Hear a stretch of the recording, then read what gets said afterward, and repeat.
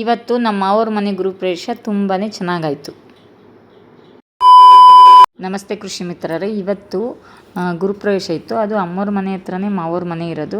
ಹಂಗಾಗಿ ಹೋಗಬೇಕು, ಸಂಜೆ ಅಲ್ಲೇ ಇಳಿಯೋ ಅಂತ ಹೇಳಿದ್ಗೆ ರೌಡಿ ಥರ ಲುಕ್ ಕೊಟ್ಕೊಂಡು ತಲೆನೂ ಬಾಚಲ್ಲ, ನಾನು ಹಂಗೆ ಹೋಗ್ತೀನಿ ಅಂತ ಹಠ ಮಾಡ್ಕೊಂಡು ಹೋಗ್ತಿದ್ದ. ನಾನು ರೆಡಿಯಾಗಿ ಅಮ್ಮ ಮನೆ ಹತ್ರ ಹೋದೆ, ಆಮೇಲೆ ಮಾವ ಮನೆ ಹತ್ರ ಹೋದೆ. ಎಲ್ಲ ನನ್ನ ತಮ್ಮದಿರು ಅಪ್ಪ ಎಲ್ಲ ಸೇರಿಕೊಂಡು ಚಪ್ಪರ ಹಾಕೋಕ್ಕೆ ರೆಡಿ ಮಾಡ್ತಾಯಿದ್ರು. ನನ್ನ ತಂಗಿ ಇಷ್ಟೊತ್ತಾದರೂ ಬರಲಿಲ್ಲ ಅಂತ ಫೋನ್ ಮೇಲೆ ಫೋನ್ ಮಾಡ್ತಿದ್ಲು, ನಗ್ತಿದ್ರು ನನ್ನ ವಿಡಿಯೋ ಬಗ್ಗೆ ಎಲ್ಲ ಮಾತಾಡಿಕೊಂಡು.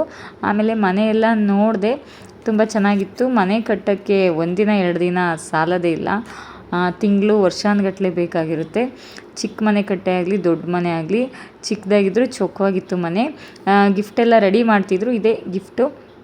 ಮತ್ತು ನಾನು ನನ್ನ ತಂಗಿದಿರೆಲ್ಲ ಸೇರಿಕೊಂಡು ಗಿಫ್ಟನ್ನ ಪ್ಯಾಕ್ ಮಾಡ್ದೋ.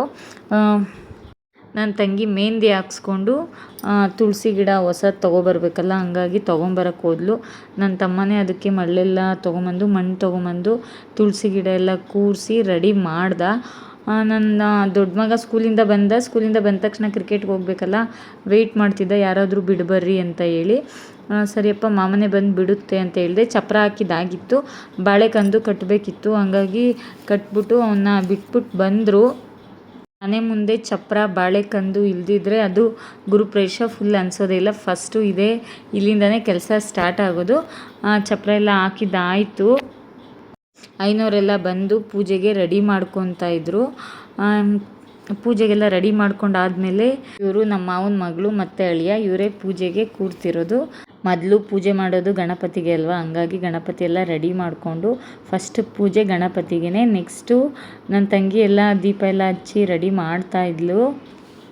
ನೆಕ್ಸ್ಟು ಗಂಗಾ ಪೂಜೆ ಮಾಡಿಸ್ತಾಯಿದ್ರು. ಒಂದು ಮನೆ ಕಟ್ಟಬೇಕು ಅಂದರೆ ಅಷ್ಟು ಬೇಗ ಕಟ್ಟೋಕ್ಕಾಗಲ್ಲ, ಶ್ರಮ ಇರಬೇಕು, ಧೈರ್ಯ ಇರಬೇಕು, ಮತ್ತು ಹಾಗೆ ಮುಖ್ಯವಾಗಿ ಅಮೌಂಟು ಇರಬೇಕು. ಮತ್ತು ಯಾವ ಜಾಗದಲ್ಲಿ ಅಡುಗೆ ಮನೆ ಮತ್ತು ದೇವ್ರ ಮನೆ, ವಾಶ್ರೂಮು, ರೂಮ್ಗಳು ಅವೆಲ್ಲ ಸ್ಕೆಚ್ ಹಾಕಿ ಕಟ್ಟಬೇಕಾಗಿರುತ್ತೆ. ಇದಕ್ಕೆಲ್ಲ 6 ತಿಂಗಳು ವರ್ಷ ಎಲ್ಲ ಪ್ರಯತ್ನ ಇರುತ್ತೆ.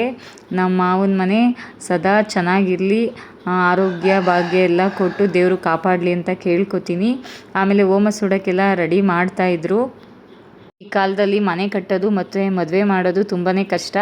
ಬಟ್ ಮದುವೆ 1 ದಿನ 2 ದಿನ ಮಾಡಿಬಿಡ್ಬೋದು ಛತ್ರದಲ್ಲಿ. ಬಟ್ ಮನೆ ಕಟ್ಟೋದು, ಗೃಹಪ್ರವೇಶ ಮಾಡೋದು ಅಷ್ಟು ಸುಲಭ ಅಲ್ಲ.